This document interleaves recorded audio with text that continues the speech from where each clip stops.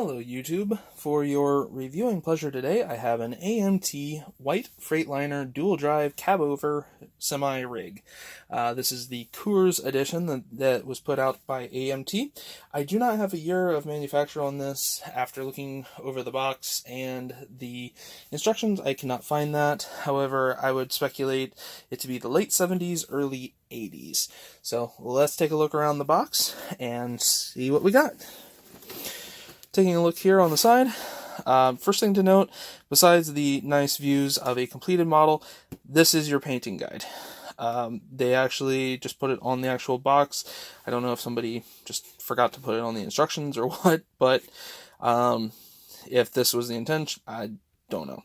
But you can see it with the cab flipped up, the detailed information and stuff like that.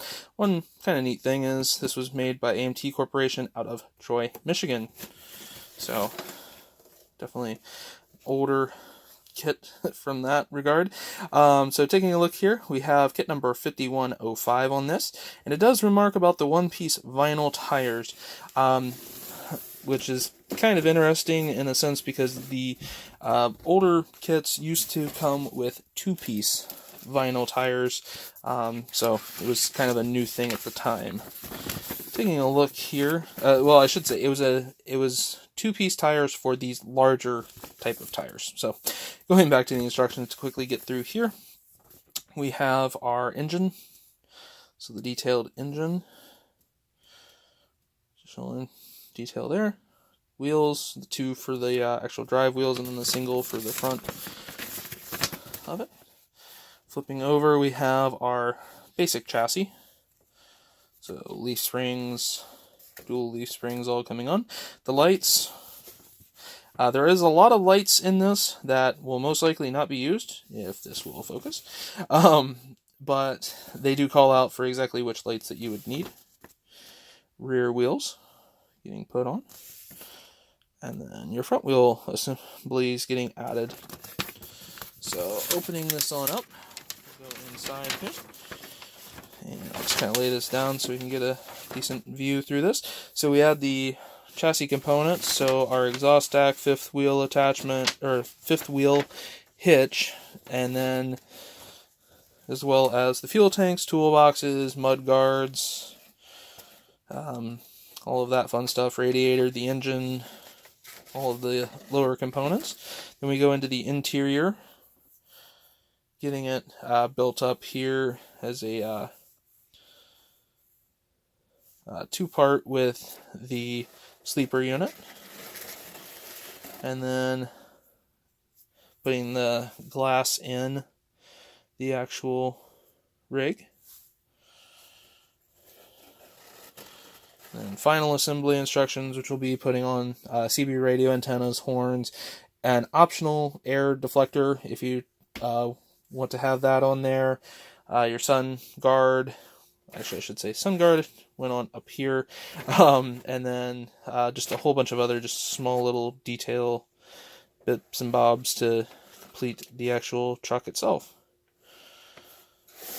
And then that is it. Like I said, there is no painting guide, there is no decal placement guide, anything. So, taking a look, we do have a nice little offer. You could get a 24 by 35 inch poster of one of these back in the day. Just send your money to here. $5 for processing and handling. Going back to the actual kit though, and turning it right side up, you might think that these sections here are actually blank. Those are actually the white lines that went around the truck. To be honest, I'm most likely going to paint those on, but they did give you a decal as an option. Taking a look here, get this to focus. There we go. You can see that it is actually for Coors Transport Company, Denver, Colorado. You have your license plate detail, truck cab number, and then some like empty weights and all other pertinent information there. So pretty thin decal sheet. Have the two parts to your cab. So this would be for your sleeper compartment. This would be the main just cab over section.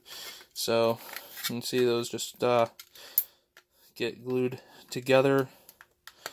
Take a little bit of work to get a seamless join, but there's your full cab. Set that off to the side. Go ahead and start here with the tires since they're right on top. These are a very hard rubber tire.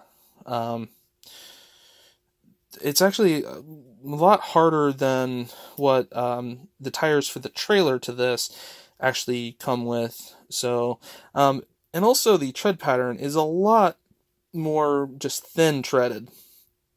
There is tread pattern. It may, I'm not sure if it'll come through on the video or not, but it is very fine going across. Looks like very worn road tires for sure.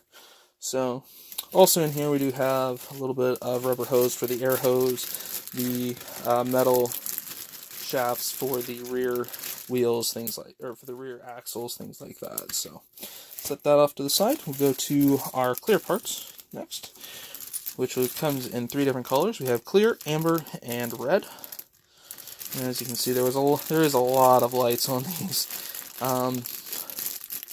So definitely was a reason that they wanted to let you know what lights were needing to be used. Continuing on here, we have our first chrome tree, which has the exhaust stack and the heat deflector. Exhaust stacks are non-opened on the end, so if you wanted a hollow exhaust, you'd have to either replace this with a chrome rod or drill it out yourself. Then you have the actual hubs for the wheels, just a whole bunch of other detail parts. On the next tree, you have the other hubs for the rest of the wheels, 2-part front bumpers up here. And the radiator, sadly, does have ejector pins, but wait, there's an insert for the backside of this, so just sand those out as flush as you can, and that will be covered up by a interior plate. So, taking a look here, we have the suspension parts, 5th wheel hitch, all of that detail. Additional sprue of the wheels that are non-chrome plated. And a couple of parts that fallen off. This kit was not bagged this way in the Ziplocs. This was from the previous owner to the kit. But we have the dash, which has the little needles and everything on the dials. Seat, you have one of the side panels there. And then the oil pan, which, if you're used to car models, this is a little bit bigger. It's bigger than the width of a Tamiya extra thin bottle. So definitely not a small kit. Have our air deflector up here. Other detail parts and pieces, CB. You have your engine and transmission. All the details for that. Big old fan blade. Have your main clear part, which is just one piece for the side windows and for the main glass. Then we have the main interior tub. So you have the driver sitting basically here, you have your passenger sitting here, and then back here would be your sleeping compartment. In here, this is the additional backside to the radiator, which brings me to the last part here. I'm not going to actually get this out because, as you can see, there are some parts floating around in there and I don't want to lose them, but we do have the gas tanks here, a couple of additional gas tanks back here, and then flipping over, you have the rest of your interior with the sleeping compartment, your frame rails, another couple of